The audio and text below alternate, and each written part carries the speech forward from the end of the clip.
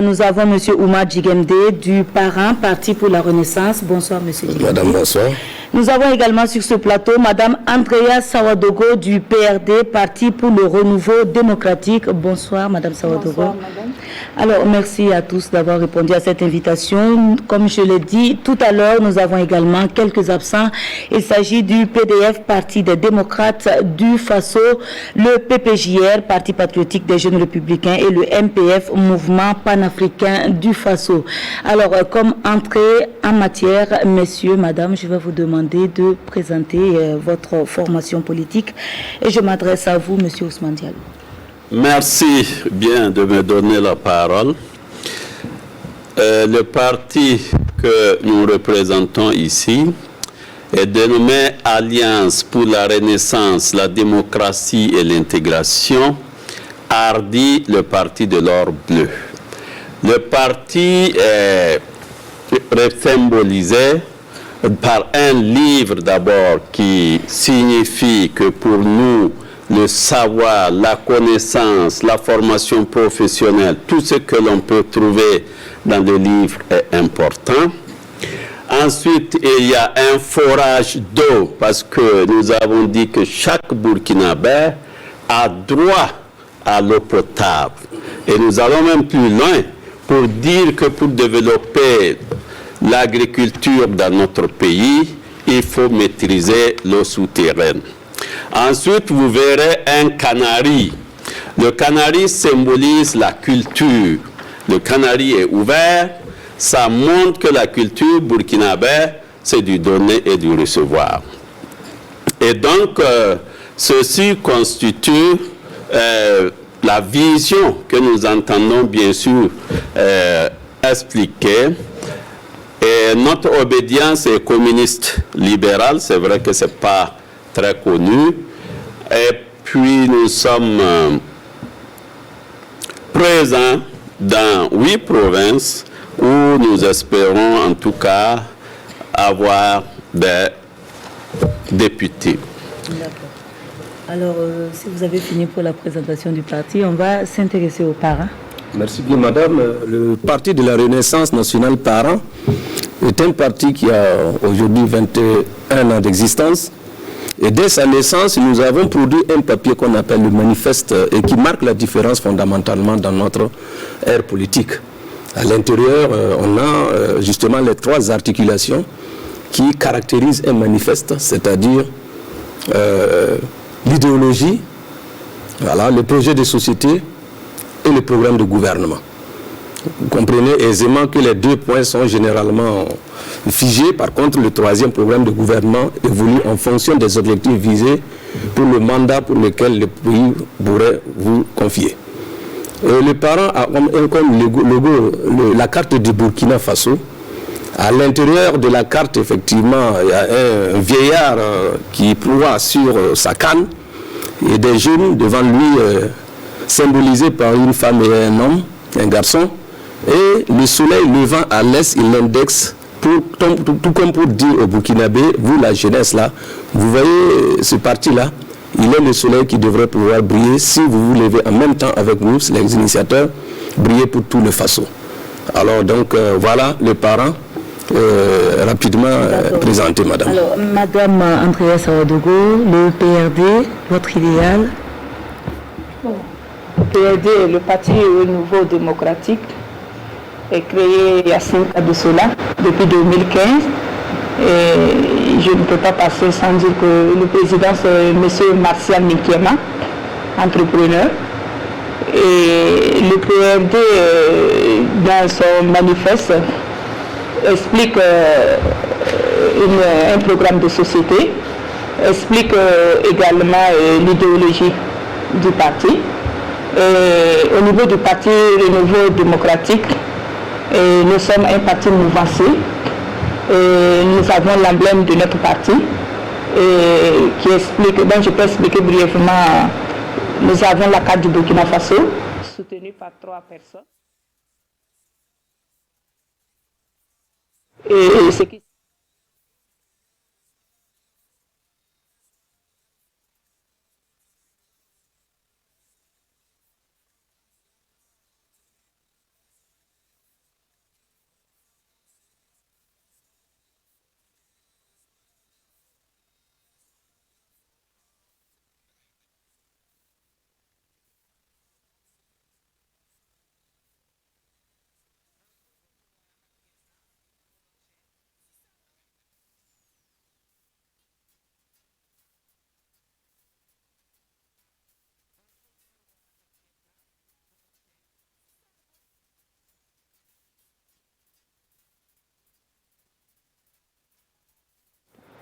de société.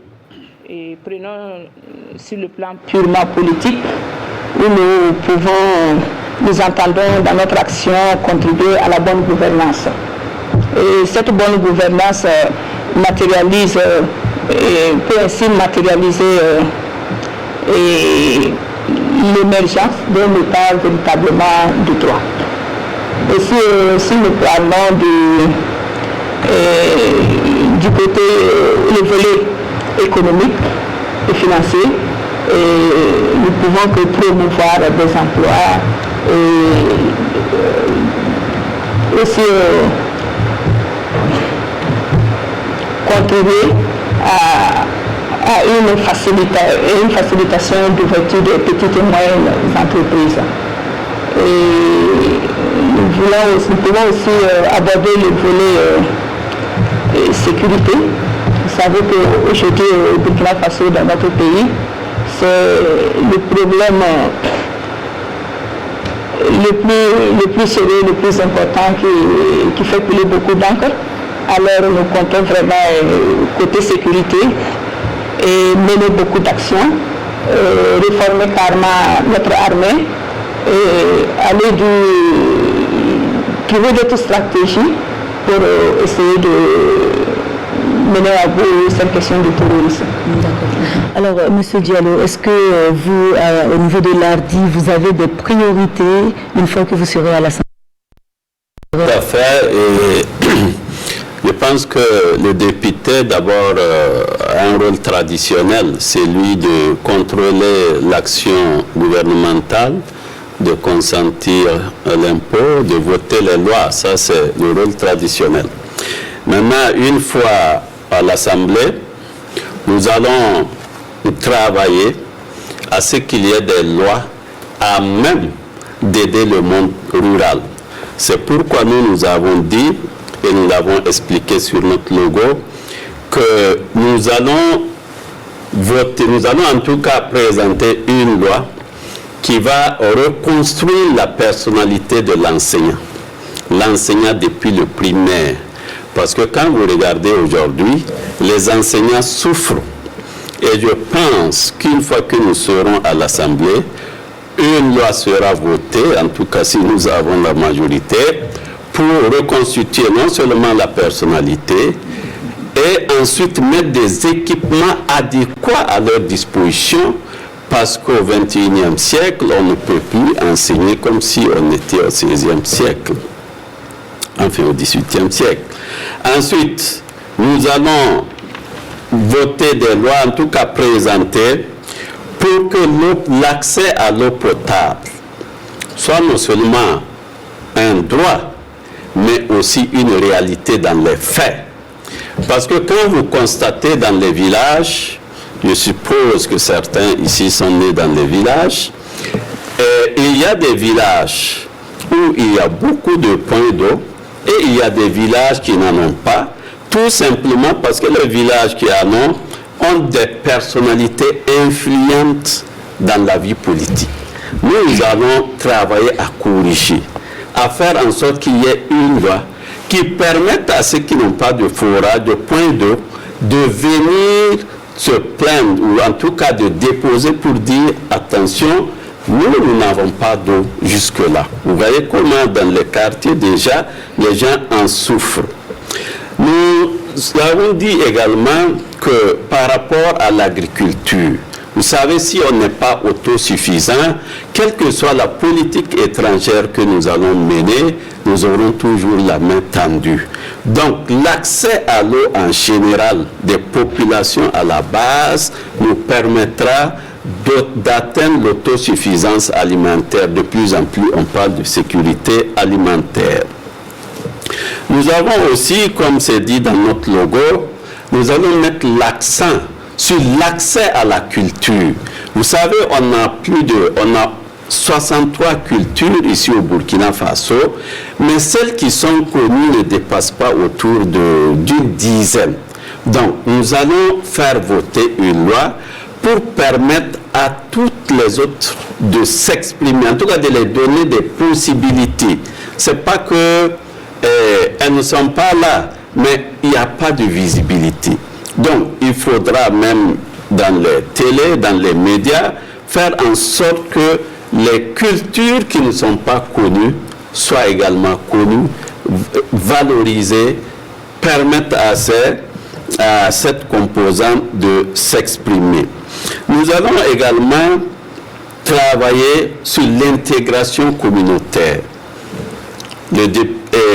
Qu'est-ce que nous voulons dans ce? Nous voulons faire en sorte que toutes les communautés, c'est vrai que déjà, elles travaillent ensemble, elles se retrouvent, mais nous voulons qu'elles créent des associations ensemble, qu'on trouve des associations de Bissa, de Moussi, de Djoula, de quoi, tout ensemble, comme les partis politiques.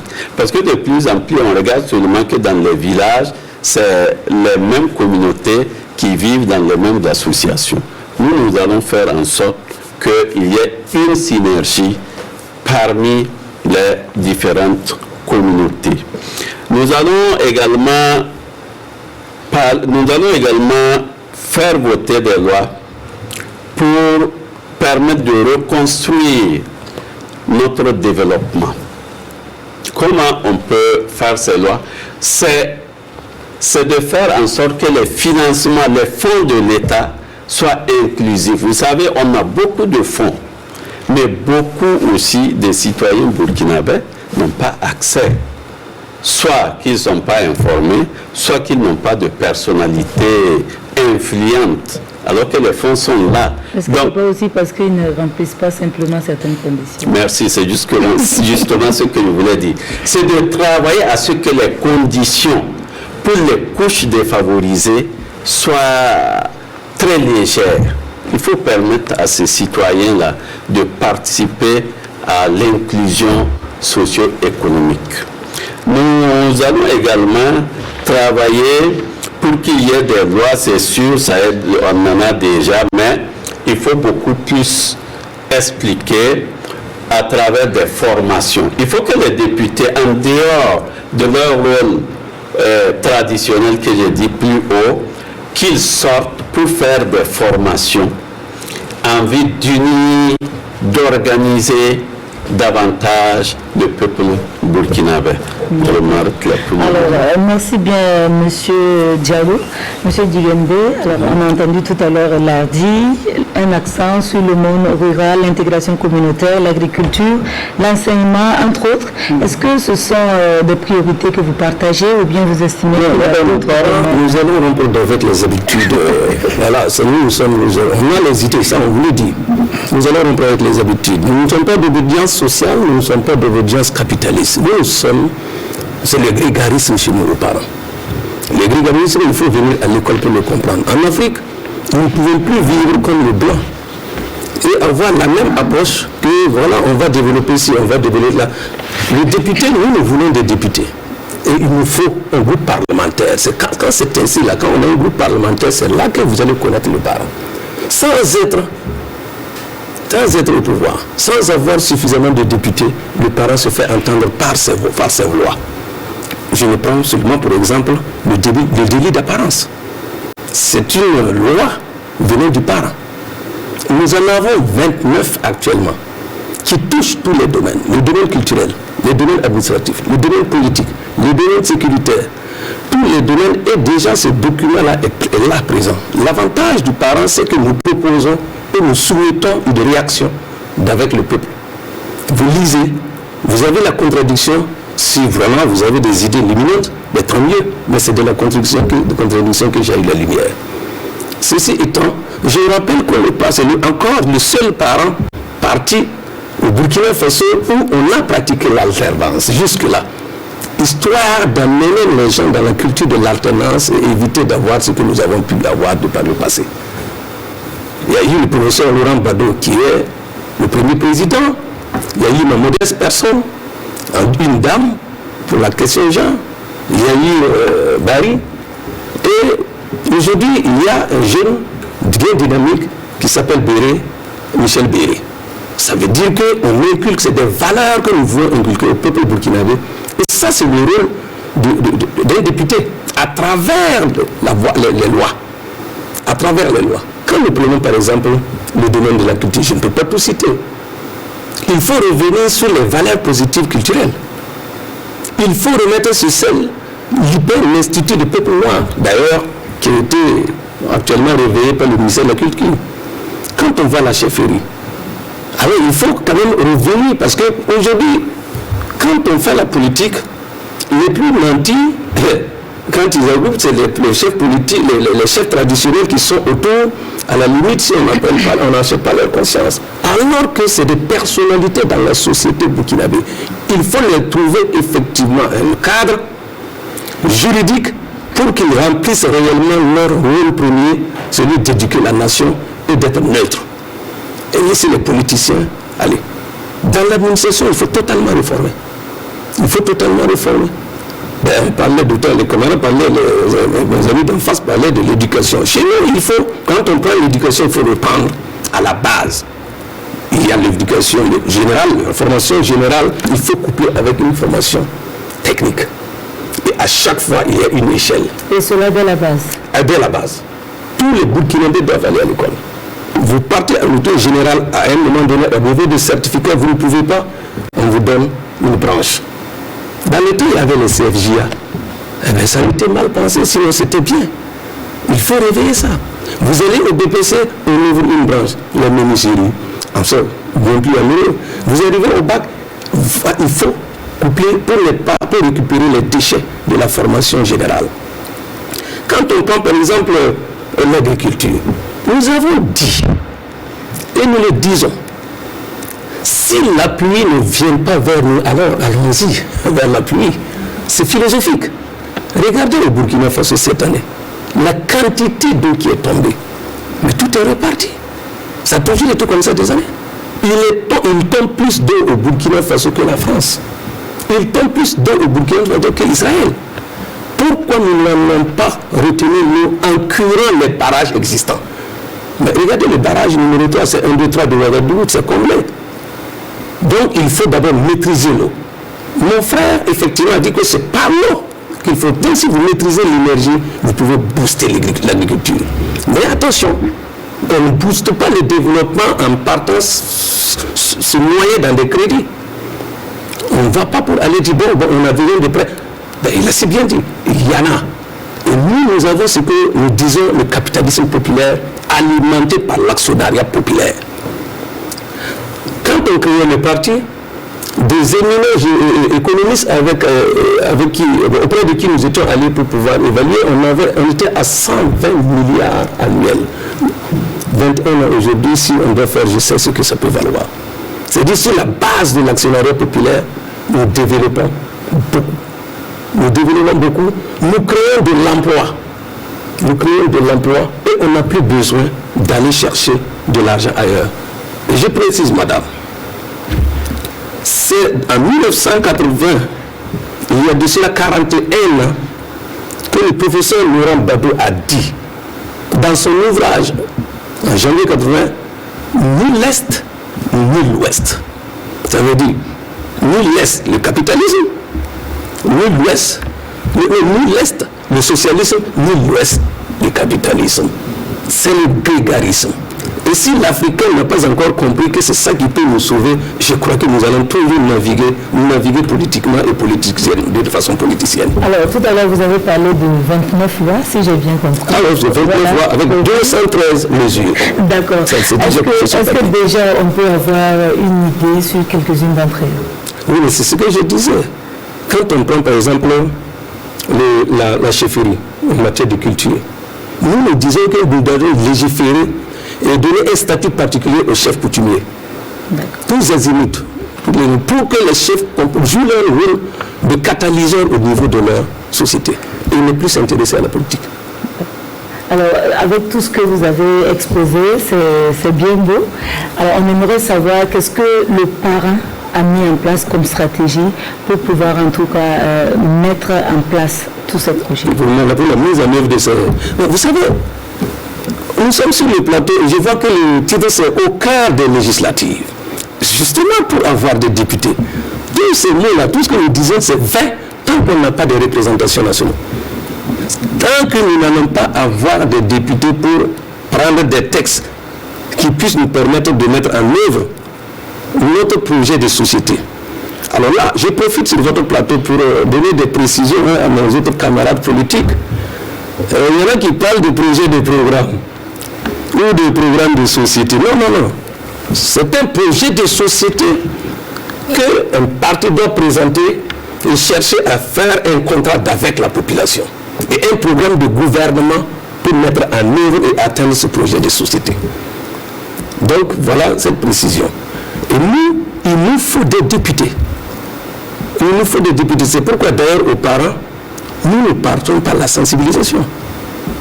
Nous disons aux gens, écoutez-nous, lisez-nous. Nous sommes très contents de savoir qu'il n'y a plus de gadgets. De par le passé là, vous allez voir que j'étais assis avec un képi parent, et mes amis, je ne sais pas avec quel boubou. Mais ça c'est un résultat, c'est le résultat du parent. Parce qu'on a dit que c'est déloyal que de permettre les gadgets. Parce que nous savons au pays, les nouveaux riches là vont s'acheter des pains, vont faire des pains, et malheureusement, nos mamans qui n'ont pas la capacité analytique. Voilà, tout à fait. Donc voilà ce que nous avons fait. C'est là où on dit, écoutez-nous. Écoutez les autres et choisissez ce qu'ils peuvent faire. Nous disons qu'il n'y a pas possibilité de développement tant que nous n'allons pas au capitalisme populaire alimenté par l'actionnariat populaire. Alors, on va s'intéresser également à la stratégie de mise en œuvre de l'ARDI. Et comme c'est bien dit, pour un député, c'est difficile de dire qu'il y a une mise en... Ce sont les lois que nous allons voter sur. En tout cas, même si on n'a pas un groupe parlementaire, nous allons proposer des lois pour que l'exécutif, parce que c'est l'exécutif qui fait la mise en œuvre, c'est le gouvernement qui fait la mise en œuvre. Et ça, c'est la mise en œuvre de vos lois. Maintenant, il faut que vous arriviez à faire passer ces lois-là au niveau de l'Assemblée. Oui, c'est ça que je disais. Il faut d'abord qu'on ait un groupe parlementaire avant de pouvoir faire passer nos lois.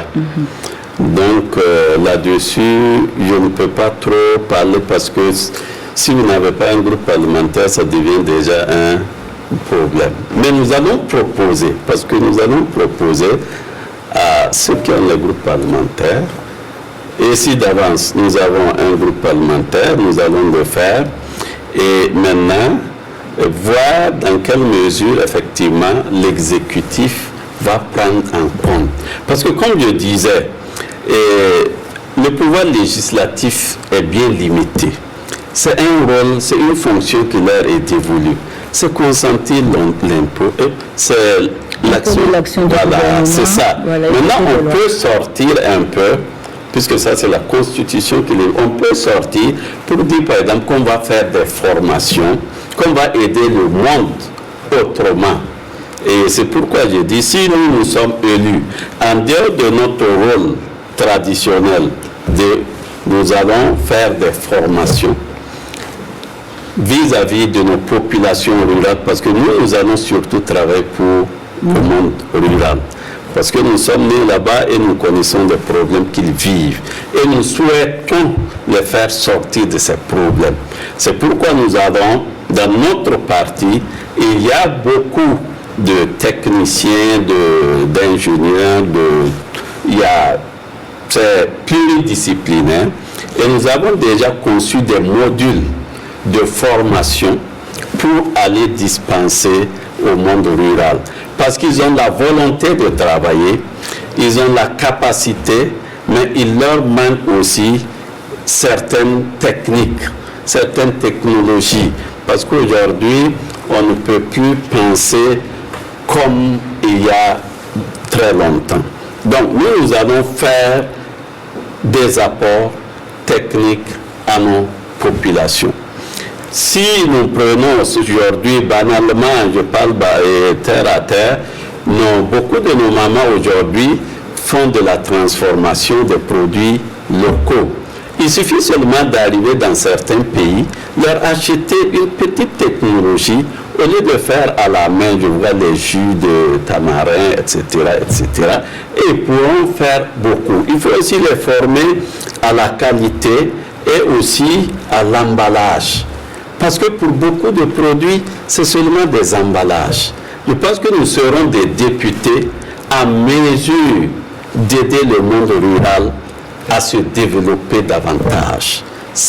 En dehors, comme je l'ai dit, de notre fonction dévolue par la Constitution. Voilà, d'accord. Merci. Alors, donc, vous restez focalisé monde rural. Monde rural. D'accord.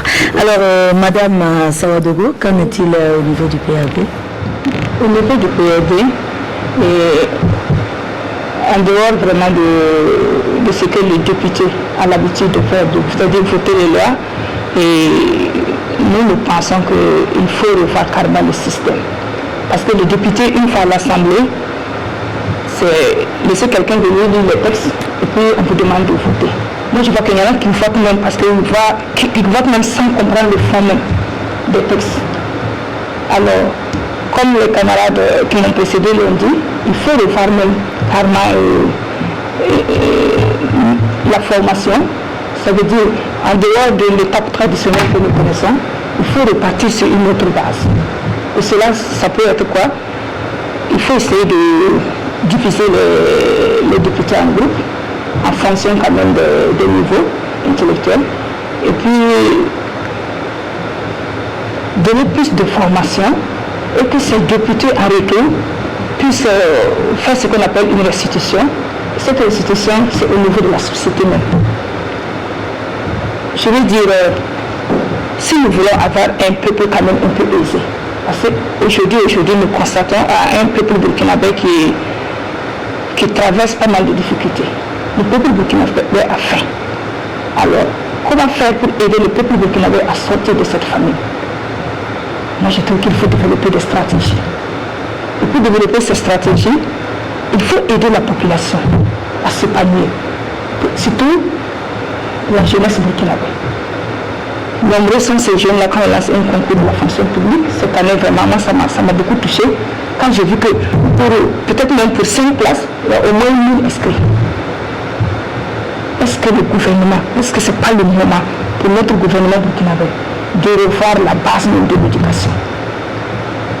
Est-ce que ce n'est pas le moment pour notre gouvernement burkinabé d'associer le volet professionnel, le volet entrepreneuriat pendant l'année scolaire, pendant les études scolaires? Moi, je pense qu'il y a quelque chose qu'on peut copier du côté des pays anglophones. Vous voyez là-bas, dans les pays anglophones, il y a moins de problèmes que dans les pays francophones, parlant de l'éducation, parlant de l'emploi. Nous sommes un pays colonisé par la France et par conséquent, une fois qu'on amène les enfants à l'école, ça veut dire que les enfants se focalisent uniquement sur les papiers, sur les documents. À la fin de leurs études, on forme des chemins à ne pas en finir. Est-ce que c'est le moment associé ce volet entrepreneuriat? Peut-être d'autres en première, deuxième année de l'université, ils pourront être de grands entrepreneurs. Ils pourront même employer beaucoup d'autres camarades et ça va diminuer le taux de chômage au sein de notre pays. Je vois également qu'au niveau des femmes, surtout au niveau de la jeune féminine, il y a un problème. Les femmes ne sont pas formées.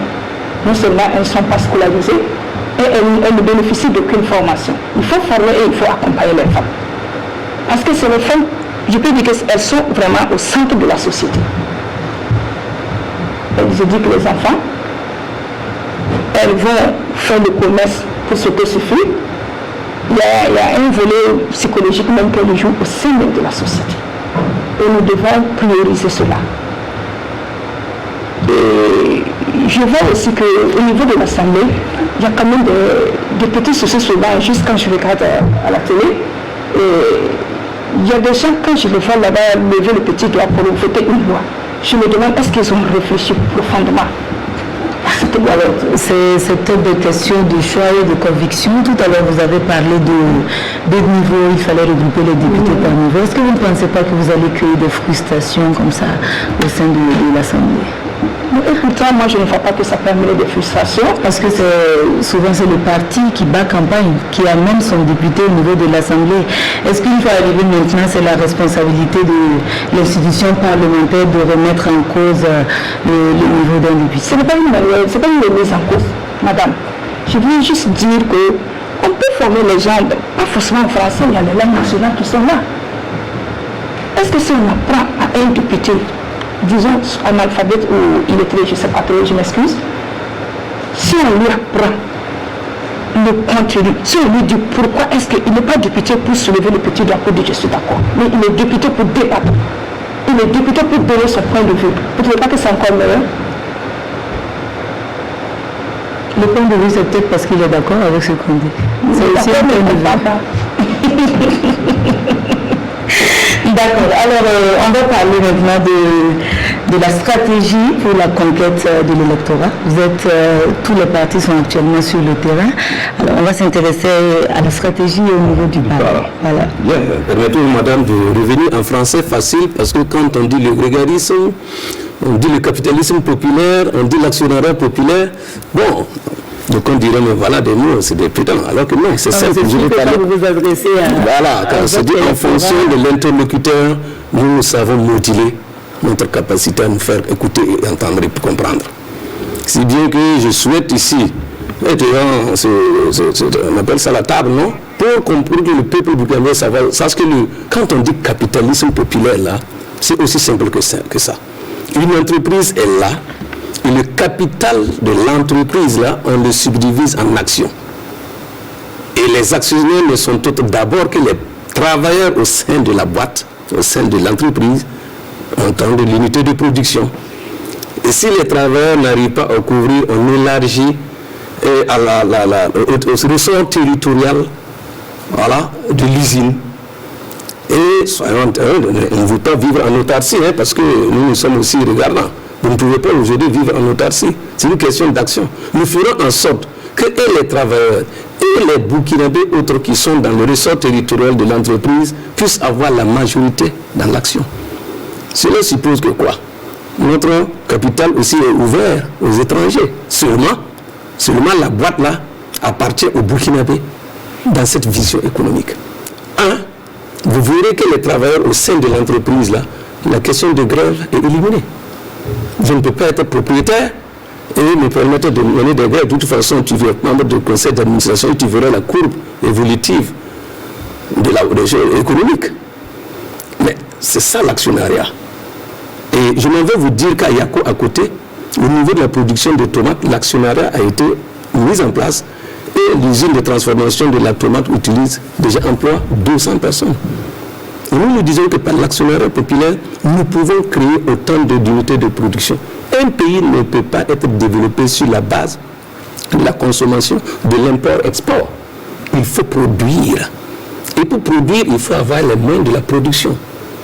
Et les moyens de la production, donc on dirait oui, il faut de l'argent. Par l'actionnariat populaire, alors nous avons l'argent. Donc les gens comprennent ce que c'est que l'actionnariat populaire. Pour nous donner en fait, pour la faire une économie populaire, pour dire que les richesses du pays appartiennent d'abord au pays. Et non pas à des individus qui seraient venus d'ailleurs ou qui auraient été insidieusement créés au niveau national. Mais ça appartient au monde, à la grande majorité des populations. Donc voilà ce que ça veut dire l'actionnariat populaire qui alimente le capitalisme populaire.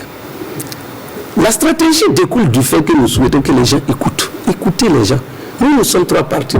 Écoutez-nous. C'est une émission et c'est ça, je remercie la RTE. Oui, écoutez les partis. Je parle, mes 2 autres amis parlent, les autres émissions parlent, mais c'est à eux de voir en vérité quelle est la faisabilité, la praticabilité et ce qu'on peut réaliser, quantifier, mesurer. Est-ce que c'est vrai, est-ce que ce n'est pas vrai? Si ce que nous disions n'était pas vrai, l'unité de transformation de la tomate de Yako n'allait pas avoir lieu.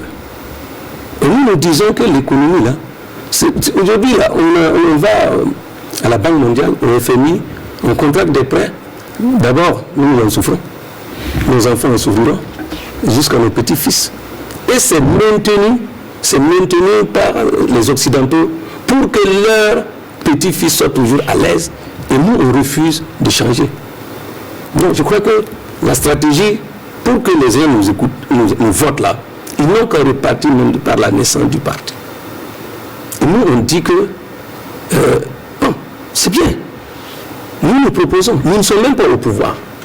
Et nous n'avons pas été au pouvoir, nous étions ce mandat-ci où on est nouvencier. Mais depuis là, nos textes là, nos lois sont là. Avec ce mandat finissant, nos lois sont là. Nous avons un mandat qui commence pour 2020. Nous proposons 29 lois et ça est sur le net. Chacun peut lire, critiquer, connaître les parents et voir comment nous pouvons évoluer. Et c'est comme ça notre débat. C'est une question de débat politique, de débat d'idées. C'est ça. Vous regardez, et en ce moment, on peut aller entre la copie et l'original. Je crois que c'est mieux de venir vers l'original. Donnez-nous un groupe parlementaire et vous allez sentir mieux le parent au Burkina Faso. Est-ce que c'est ce qui a manqué aux parents depuis ces vingtaines d'années pour se faire entendre? Le parent était victime justement de par cette manière de voir la politique et de faire la politique. Il y en a qui pensaient que oui, moi je fais la politique, je deviens ceci ou cela. Le parent, je vous rappelle que à toute notre première sortie, après avoir, on était à 3 ans d'année de naissance, on a eu 4 députés. 3 ont fait défection. Ça n'a pas empêché les parents de continuer parce que notre volonté est de sensibiliser le peuple et de proposer toujours. Vous voyez nos 29 là qu'on propose là, on n'a même pas besoin de le pouvoir. S'il y a un pouvoir qui estime que c'est bon, et on prend, pourvu que le Burkina Faso aille de l'avant. Avez-vous le sentiment que vos messages passent? Ah oui, sinon la parole n'allait pas grandir quand même. Nous sommes sur tout le territoire. Alors qu'entre 1999, c'est à Ouagadougou ici qu'on a créé les parents. Et l'écho du parent, je ne vous le dis pas. Ça passe. Et ça passera toujours. Ok. Alors, on va s'intéresser aussi à l'ARTI, votre stratégie pour conquérir l'électorat. Merci. Nous avons dit à l'occasion d'un de nos congrès que nous mettons l'accent sur le monde rural. Nous disons aux électeurs, aux pays réels, que c'est eux les vrais électeurs. Ils n'ont plus besoin que quelqu'un quitte Ouagadougou pour venir être leur tête de liste. Nous avons dit désormais, vous choisissez quelqu'un parmi vous, vous l'amenez, nous allons le faire tête de liste. S'il est élu député, vous connaissez déjà. S'il est élu député, il connaît vos problèmes parce qu'il vit avec vous. C'est une façon de responsabiliser également. Merci, c'est une façon de les responsabiliser, mais de les faire entrer véritablement dans la République, dans la gestion des affaires de l'État, enfin dans les affaires en tout cas.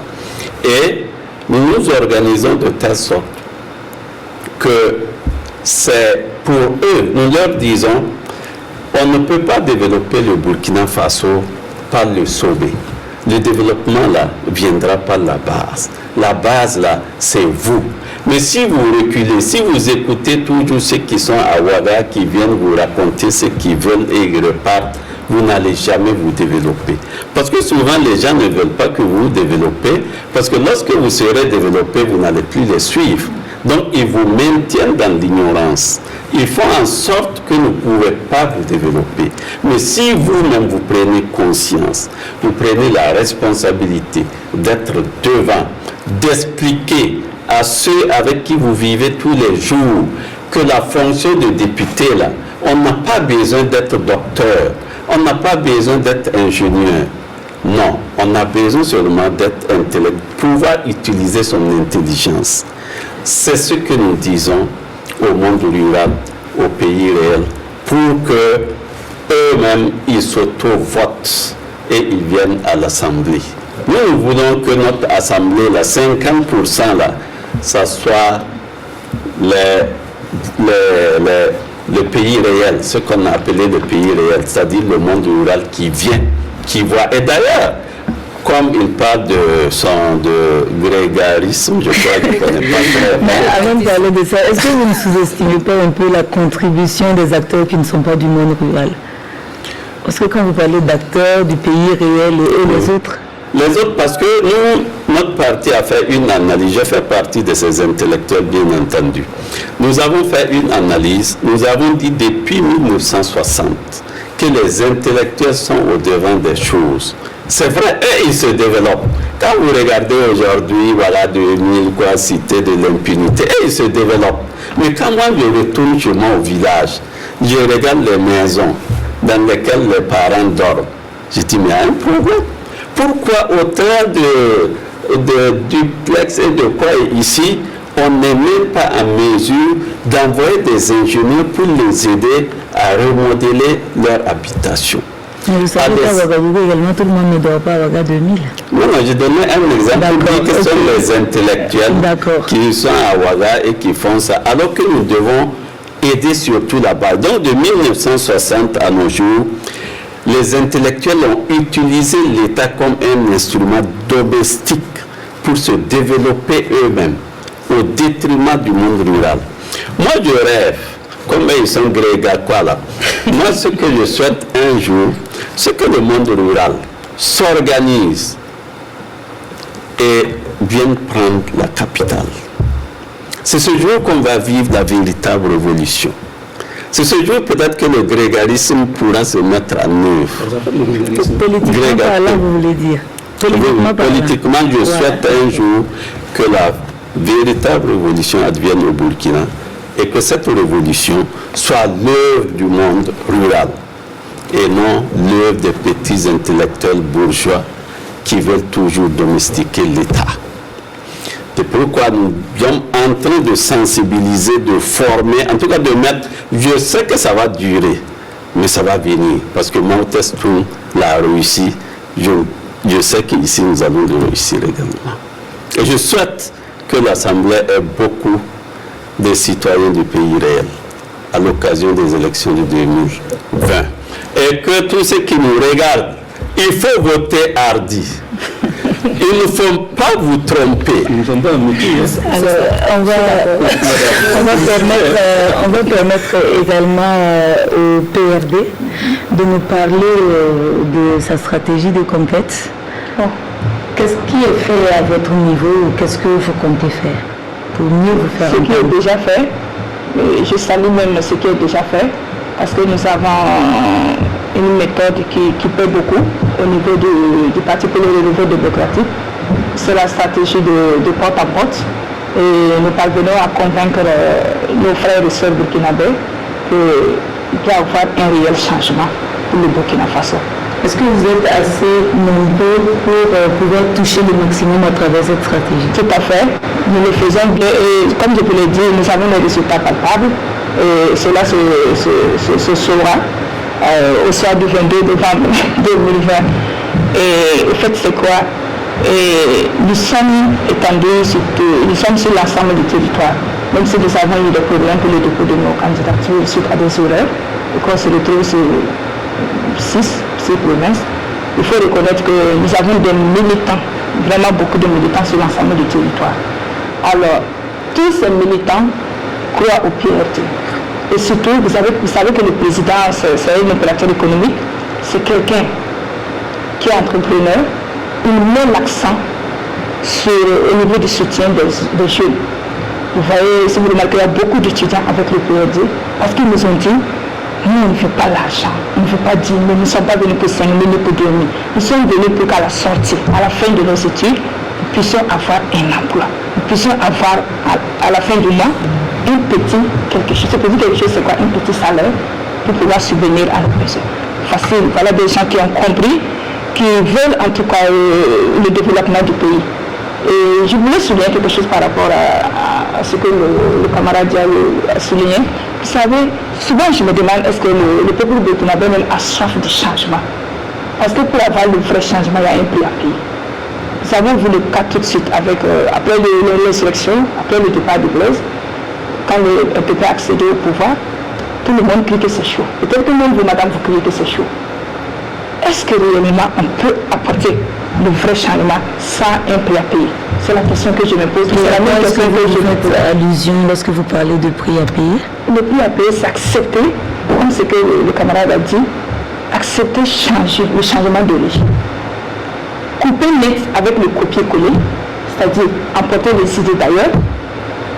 Et ces idées ne vont jamais nous aider le peuple burkinabé à s'épanouir.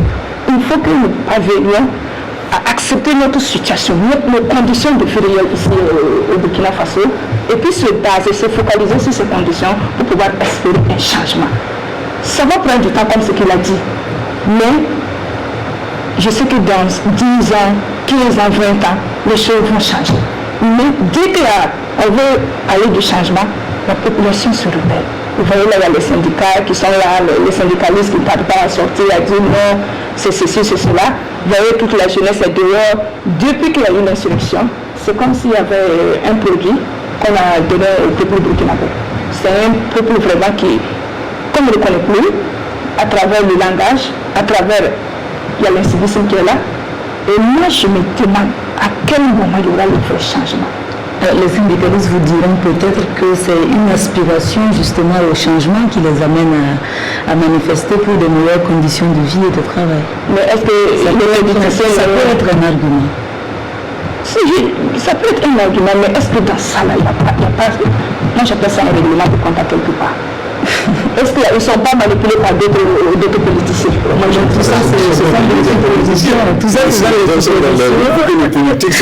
Peut-être si les gens refusent qu'il y ait le vrai changement, qu'il y a cela, un peu seulement il y a des soulèvements, un peu seulement il y a des rébellions. C'est une bonne proposition et les gens vont rentrer dans là aussi, vous voyez peut-être qu'il y a tous ces chamboulements. Je pense que lorsqu'il y a des propositions claires, il y a une ligne directrice et on sait où on va. Peut-être qu'il faut convaincre. Moi, quand je vais vers la population, les gens ont tendance à être fatigués de ce qui se passe au Burkina Faso. Depuis belle lurette, d'abord quand tu arrives, on te reçoit. Une fois qu'on découvre que tu es politicien, alors on dit que nous on en a marre des mensonges. Mais pourquoi ce mot revient à chaque fois? C'est au parti politique de travailler pour changer cette conviction qu'il y a au niveau des populations, je pense. Madame, s'il y a des partis politiques qui se créent non pas pour conscientiser le peuple, mais pour avoir la répartition financière que l'État donne, il va de soi que le peuple en souffre. Ce n'est pas des partis qui peuvent conscientiser. Ils n'ont rien à proposer. Un parti doit proposer. Et l'État, la population prend. Il dit, ah oui, ça me convient. Ça ne me convient pas, ben, si vous n'êtes pas à la hauteur de changer pour aller jusqu'à l'économie, retenez votre parti. C'est tout. Est-ce que vous avez aussi... ce que vous dites, c'est bien. Mais il faut reconnaître que les élections au Burkina Faso sont des élections de type fortuné. Si tu es fortuné, tel qu'elle dit elle a répété plusieurs fois que son président est un entrepreneur, je ne sais pas le volume de l'entreprise, mais si vous êtes fortuné au Burkina, vous n'avez pas besoin de créer un parti, vous allez être élu. Ça, c'est par expérience qu'on le sait. Les gens ont suffi, je ne vais pas dire qu'ils ont fait, en tout cas, les gens ont besoin d'argent. Et c'est lui qui vient avec l'argent ou pas. Ce n'est pas parce que les partis, imaginez-vous, un parti s'est créé en 3 ans et puis il a accédé au pouvoir. Est-ce que ça valait 3 ans même? Il a accédé au pouvoir, il est au pouvoir. C'est quoi? C'est la fortune. C'est l'argent. C'est pas forcément.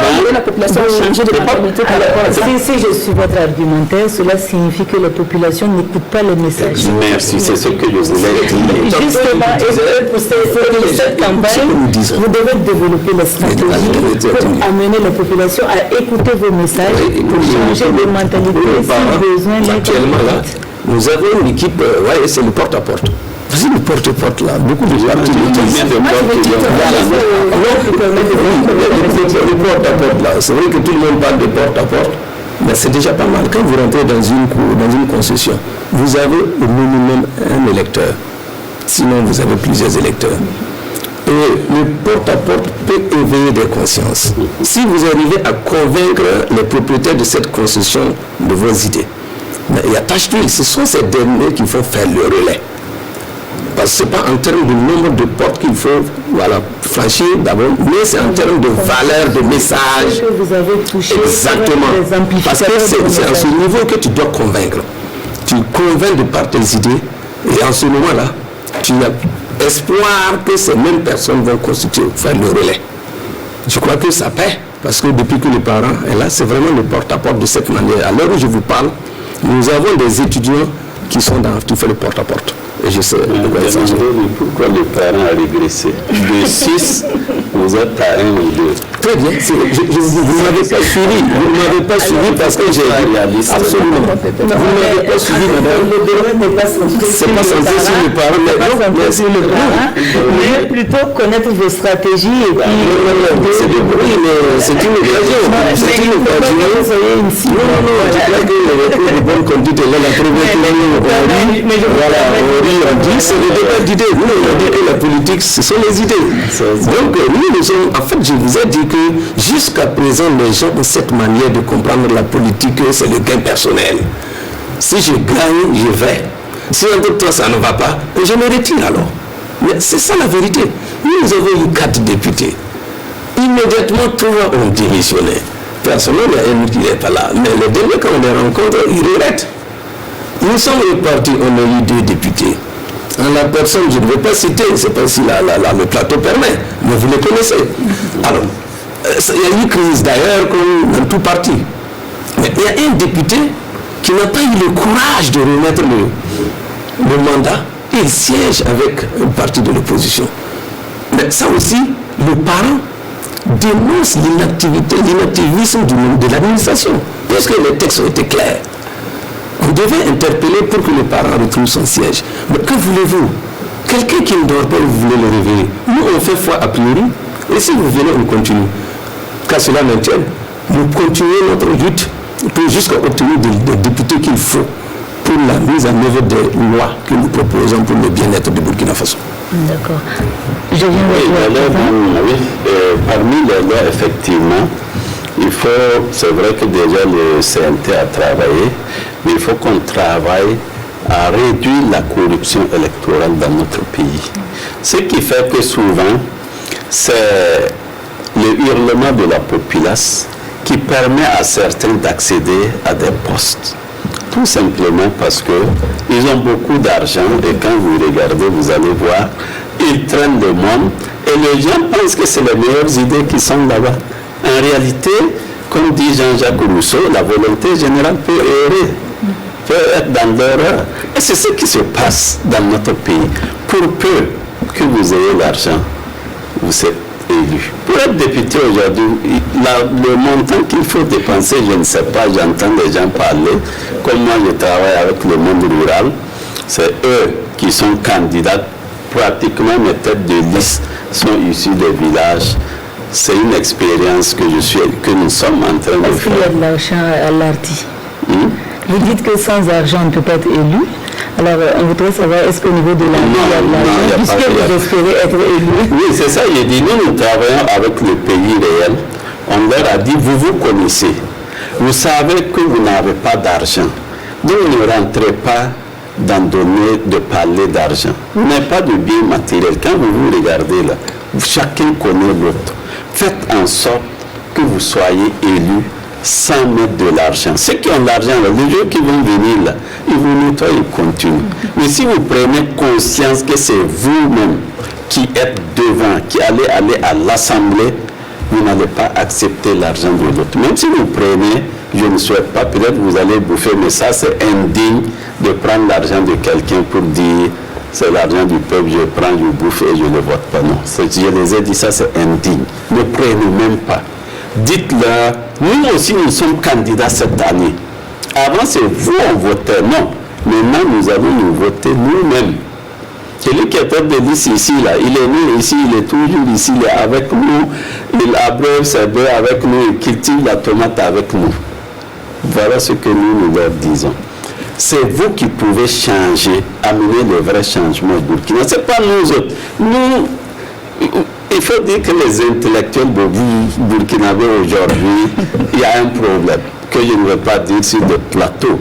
Donc, je pense que si Hardy arrive à faire en sorte que le pays réel accède à l'Assemblée, ben ça va permettre à mon ami d'en face de mettre aussi le grégarisme en action.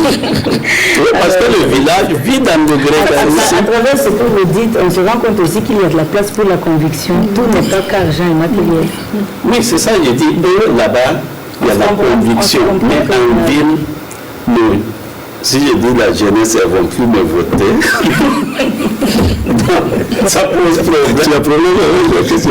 Il faut dire qu'il y a des citoyens aujourd'hui, si vous ne leur donnez pas l'argent, vous pouvez parler de Pythagore, de Thalès, de tout ce que vous voulez. Ce n'est pas ça, ils vont vous dire seulement que ici vous n'avez pas, c'est mieux de nous laisser. Mais bon, Hardy sera voté parce que c'est le pays réel qui est tête de liste.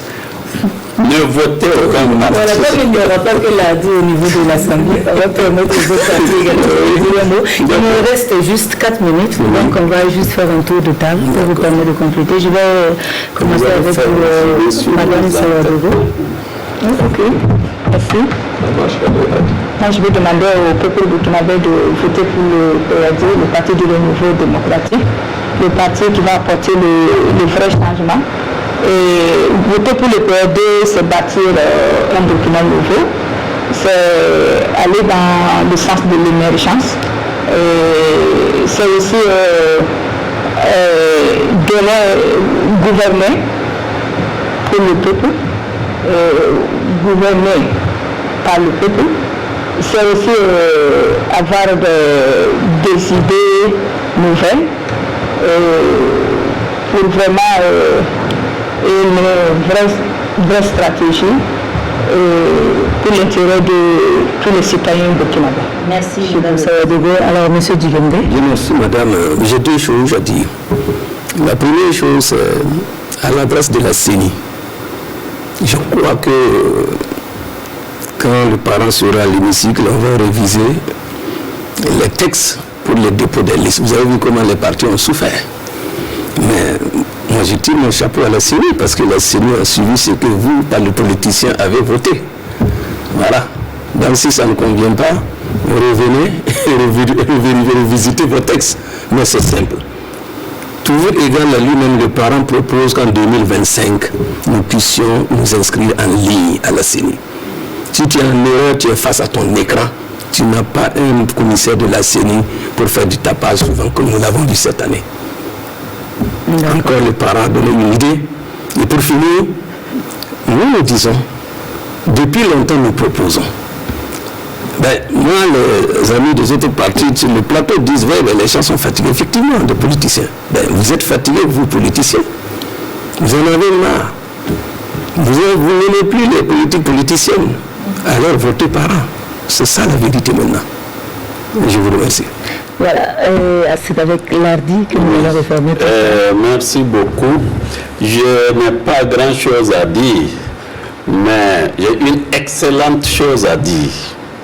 Je demande au peuple burkinabé, je demande aux électeurs et électrices de voter Hardy. Si vous votez Hardy, vous avez travaillé à ce que le Burkina avance davantage. Voter Hardy, c'est permettre au pays réel d'entrer dans la République, de se défendre, de défendre ce qu'elle veut. C'est pourquoi la plupart des têtes de liste de Hardy sont les opérateurs agricoles, ce sont les opérateurs éleveurs du monde rural. Votez Hardy, votez Hardy, ne votez aucun parti en dehors de Hardy. Merci à M. Diallo de l'Hardy, merci à M. Oumar Digendé du parent, merci également à Mme Andrea Sawadogo du Parti pour le Renouveau démocratique. Merci à vous également, chers téléspectateurs, de nous avoir suivis. Le 4e numéro de Au cœur des législatives se referme ce soir.